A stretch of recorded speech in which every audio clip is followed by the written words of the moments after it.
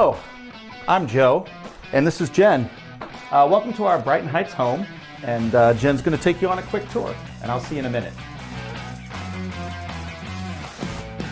The house was built somewhere around the turn of the last century. We were told it was 1910 when we moved in, but we've heard a couple of dates that it might have been a little earlier than that, but she's an old girl either way.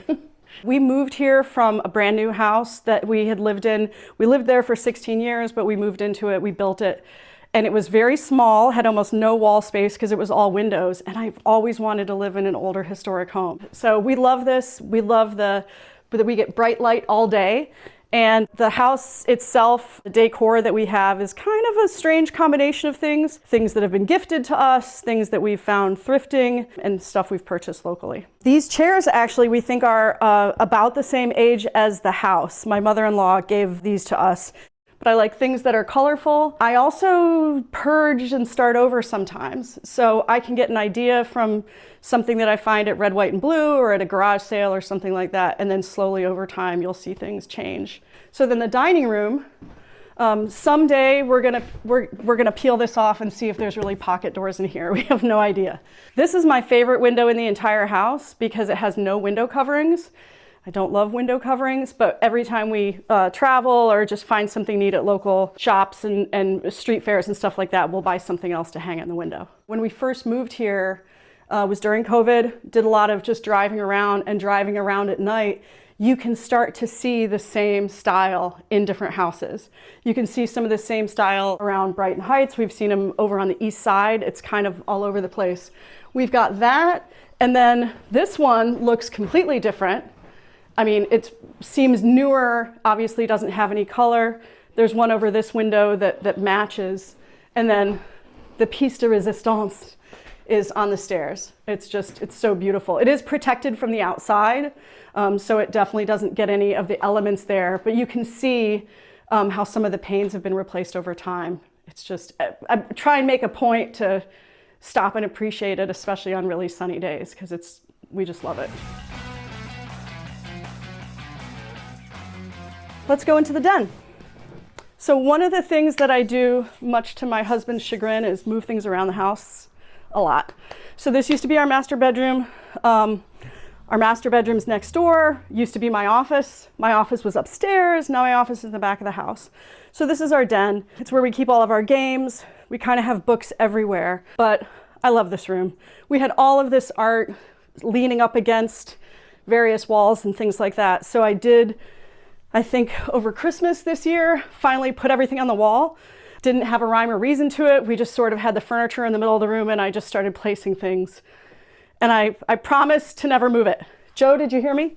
I promised to never move this artwork again. Some of these are things that our daughter made when she was little, when she was in school. This is a local artist, Jeff Bertrand. We just got that at one of his shows over the summer. This is a woman named Jenny Kemp, who's a sister of a friend of ours.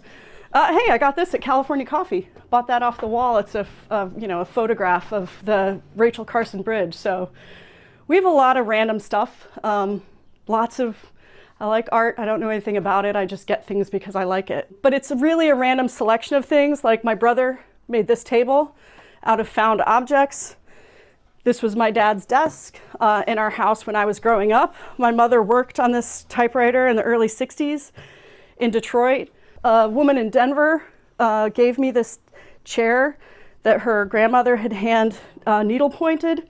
And I have a book downstairs that's just called Chairs that my sister got me because I do fall in love with chairs on a pretty regular basis. I like to thrift shop. I like to just find things. So this room is a good example of that. Let's go to Joe's music studio. Not sure if he's in here. Oh, you know what? Let's look at this on the way. So part of what we love about the house is most of the wood is unpainted. There are things like this. You know, this is where the gas line used to be, but check this out. So there's even bigger, better, more amazing built-ins upstairs. There's not very often used stuff on the first floor, but there's some little hidden things throughout the house like that we just love. And this is that kind of wood. My cousin actually told me that this isn't a real pattern in the wood. They would take, if you had a less expensive wood in a house, then they would do this paint effect to make it look like wood grain, which means we'll never strip it because we would ruin the, you know, original look of the wood. So this is Joe's music studio. He claimed this room when we first looked at the house. Great light throughout the whole thing. The neighbors don't complain too much when he's super loud in here playing music, but he definitely you know, plays music and does some recordings and things up here. And this is the one functioning fireplace. Not right now with guitars leaning up against it, but this one works and it heats the whole room kind of beautifully. One of the cool things about this house is I work from home and I'm in the room next door, and as long as the doors are closed, I can barely hear him in here because brick around the fireplace. We have every kind of drill bit you could possibly imagine because we have sheetrock, we have plaster, we have brick, we have some weird surface that I haven't been able to figure out what it is, and we have wood and things like that. So we hang a lot of stuff up. We go to a lot of concerts, and so we were really pretty excited to finally have a place to hang our concert posters. And we do swap them out on occasion because there's a lot more that we don't have on display. Yeah, this is the music studio with the best red I've ever found in a paint color. That's the only change we made to this room. Is painting that wall red. So had to match our zebras from the hallway. This is our garden. This was a huge selling point of the house for us. It was really beautifully landscaped. We have done a few additional things. You might not be able to tell, but it's actually cat-proofed. And we put in the walkway. I do silly things with gardens the same way I do with furniture, and that we went to go buy mason bee tubes and found perennials, and we bought 8 new perennials, and I had to dig out half the garden. But we definitely eat from here. There's lots of raised beds and herbs and things like that, and the wisteria looks like it's kind of taking over at this point, but we fight it back annually, and we do try and spend as much time out here as we can when the weather is nice. We're very excited to be part of the Brighton Heights house tour in October, and you'll be able to see all 3 levels of our home and the garden. We feel so lucky to be part of this community. It's one of those situations when we first moved to Pittsburgh, we rented a place over on Mount Washington, and when we were looking for homes, we really kept finding ourselves on the north side, and we really kept finding ourselves in this area more than almost any other area we were looking at.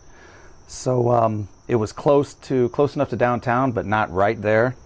Outside of being a great community with wonderful homes and great people, it's also just so central to everything, and it's pretty easy to get around the whole city from here.